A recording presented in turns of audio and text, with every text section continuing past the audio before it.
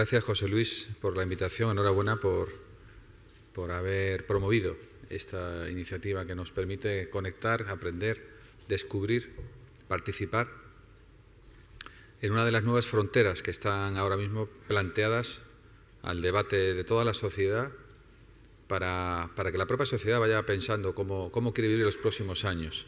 Me ha interesado mucho oír tu presentación, que en el fondo es lo que propones, es un cambio cultural. Ese cambio cultural, en la medida en la que sea aceptado por la sociedad y encaje en los principios básicos del orden natural de las cosas, va a tener un reflejo en el derecho, podría tener un reflejo en el derecho, pero la conclusión final a la que yo voy a llegar después de mis 10 minutos de intervención se parece mucho a la de mi colega Butz, y es que en España hoy la criopreservación es ilegal. Pero el debate no está ahí, el debate no está en el derecho positivo, sino el debate está hacia dónde debería evolucionar el derecho.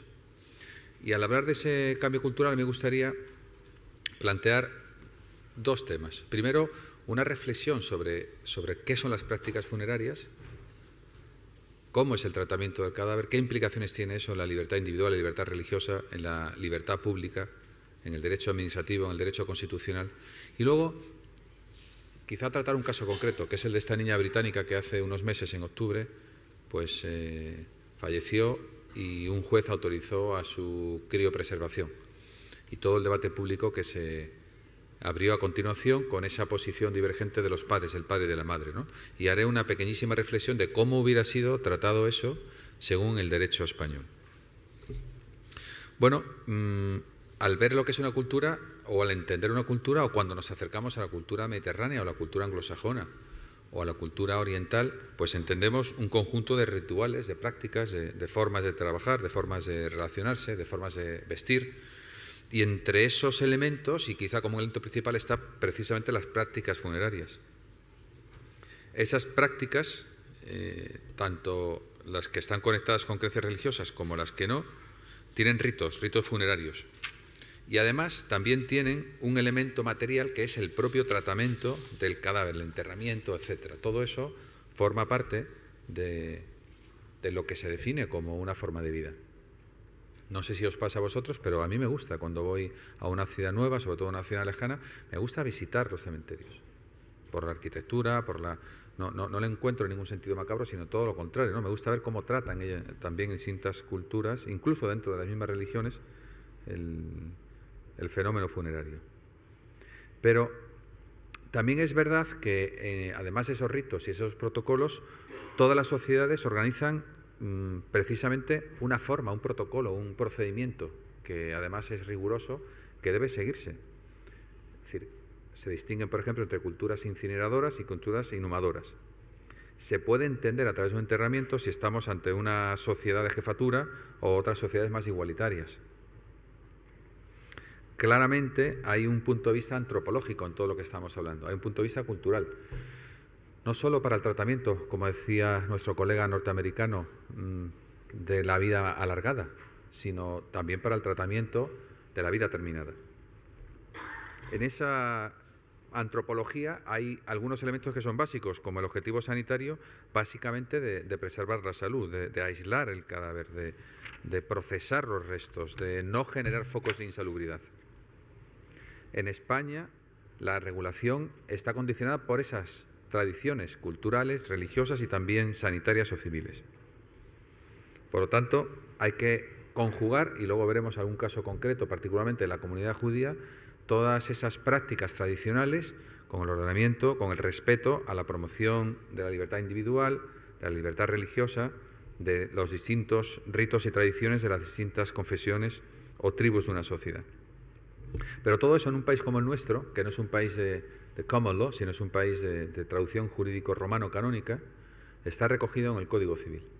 Está reducido en donde se retrata precisamente la personalidad, el ejercicio de los derechos particulares y también la extinción de la personalidad, que es la muerte, y el trato a continuación.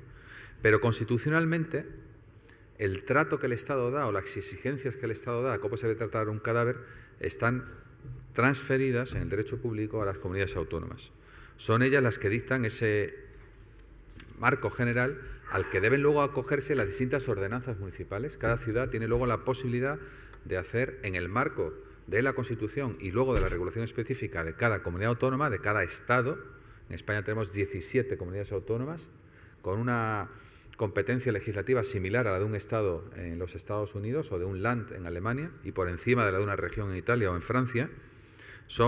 No son espacios constitucionales propios, pero se parecen. Tienen una norma fundamental, que es el Estatuto, y luego tienen una serie de normas con rango de ley, entre las cuales están las normas que afectan al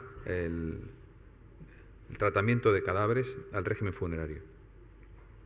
Por ejemplo, Madrid dispone de un reglamento de sanidad mortuoria. Es un reglamento del año 97, y ese objeto es básicamente regular cómo es la práctica sanitaria, no solamente sobre cadáveres, sino también sobre restos cadavéricos, las condiciones técnico-sanitarias de las empresas y servicios funerarios y también de las propias instalaciones o cementerios, incluidos los sanatorios.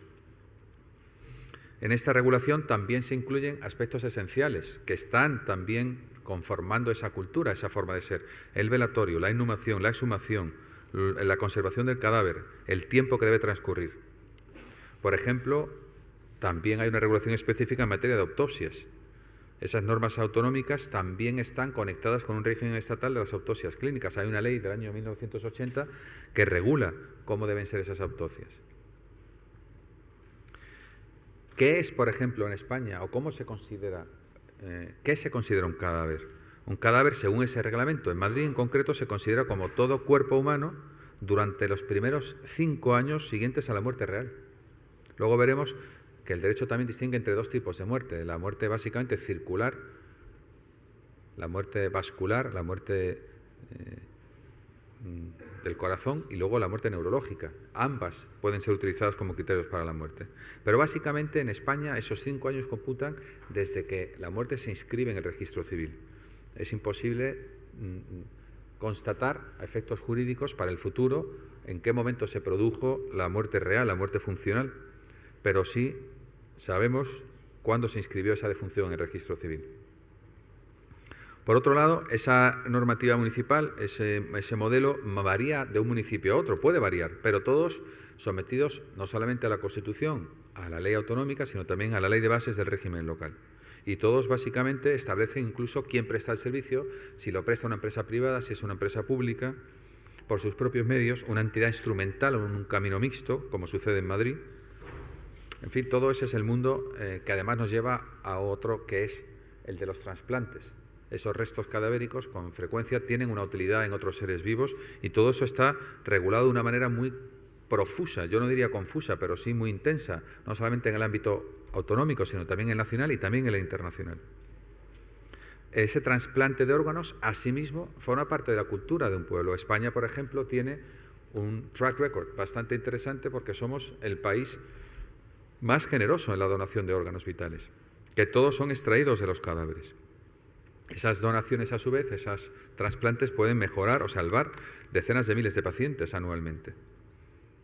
Por ejemplo, esa escasez de órganos, que en España es mucho menor, pero ha requerido también una articulación internacional del manejo, del envío, del trasplante en sí mismo. Por último, en cuanto a este primer punto, dejadme que comparta con vosotros concretamente una problemática que he podido tratar en mi ejercicio profesional, que es el de los enterramientos de algunas comunidades religiosas y particularmente el de la comunidad judía. En España hay una normativa que permite que en ocasiones los cadáveres puedan ser exhumados y trasplantados. Sin embargo, para los judíos el enterramiento y posterior ritual de la visita es una parte esencial de su práctica religiosa y en ella está impedida la exhumación. Pero muchos cementerios no facilitan, no hacen fácil esa práctica religiosa, que también en muchos casos es cultural. Por lo tanto, cuando ese plazo, sobre todo el plazo de caducidad de los enterramientos, culmina, hay que o bien renovar una concesión o bien exhumar el cadáver y trasladarlo, algo que la práctica de la Torá prohíbe terminantemente. Las asociaciones hebreas en España están pidiendo a muchos ayuntamientos que el sistema referido se adapte a sus creencias por aplicación de un derecho fundamental, que es el artículo 16 de la Constitución española, que en la Constitución norteamericana está recogida en la primera enmienda, que es el derecho a la libertad religiosa, a la libertad de creencias, a la libertad de culto. Por lo tanto, ellos dicen que los poderes públicos tienen obligación de promover esa libertad religiosa y en esa obligación de promoverla está también el trato que se le da a la regulación de las visitas, del acceso y del estado de conservación y del lugar de conservación del propio cadáver.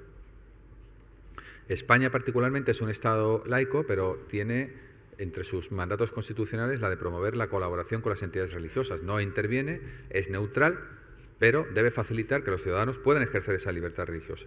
Y por lo tanto ellos se amparan en que ese artículo 9 les obliga a las entidades autonómicas a conseguir, como digo, un tratamiento mucho más respetuoso con su libertad. Por ejemplo, se ha pronunciado recientemente el Observatorio de la Libertad Religiosa en España, considerando que estas reivindicaciones de la comunidad judía se acomodan a lo requerido por la Constitución.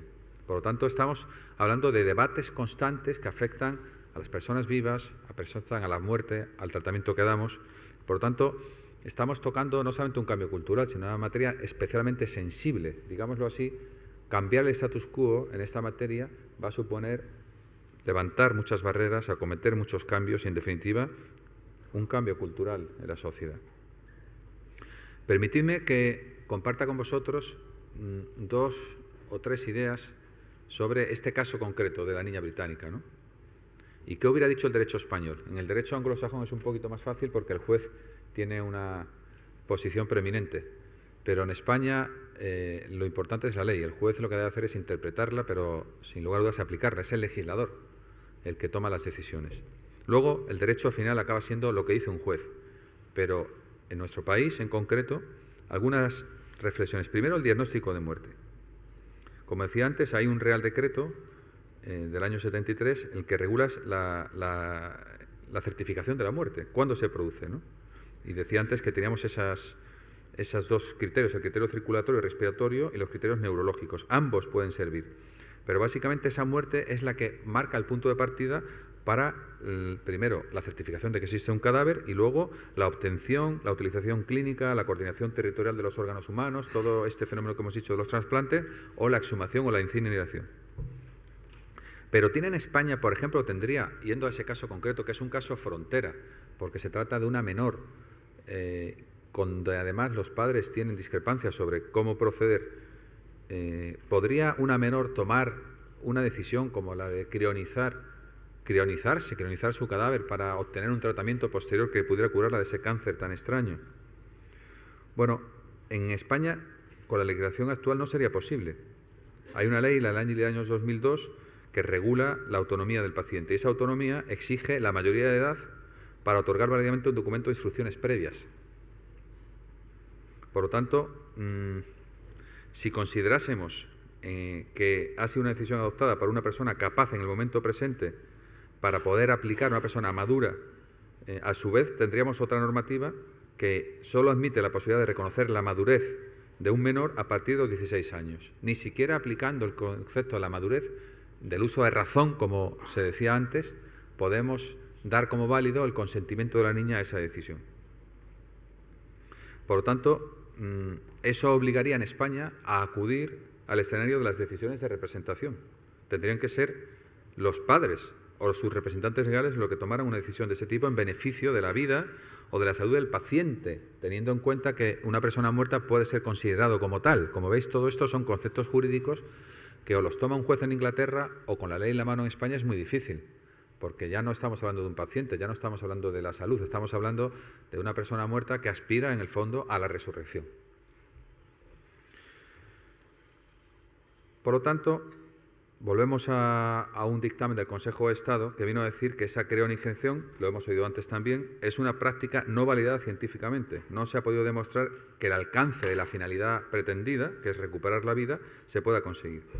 Y por lo tanto también, y yo con esto termino ya, como veis estamos hablando de un reto, de un problema que tiene un componente cultural, un componente ético, un componente que desafía al legislador hoy en día, que empieza, de ahí la atención que un congreso como este levanta, ¿no? Estábamos comentando antes con José Luis que en los principales diarios españoles se está hablando de este congreso. En Madrid puede haber hoy 150 congresos, pero estos temas son temas sobre los que la gente quiere saber, la gente quiere entender. Y en una sociedad democrática, la combinación entre lo que es la naturaleza de las cosas y la voluntad de evolucionar en esa cultura va a ir abriendo sin duda alguna nuevas fuentes en el derecho.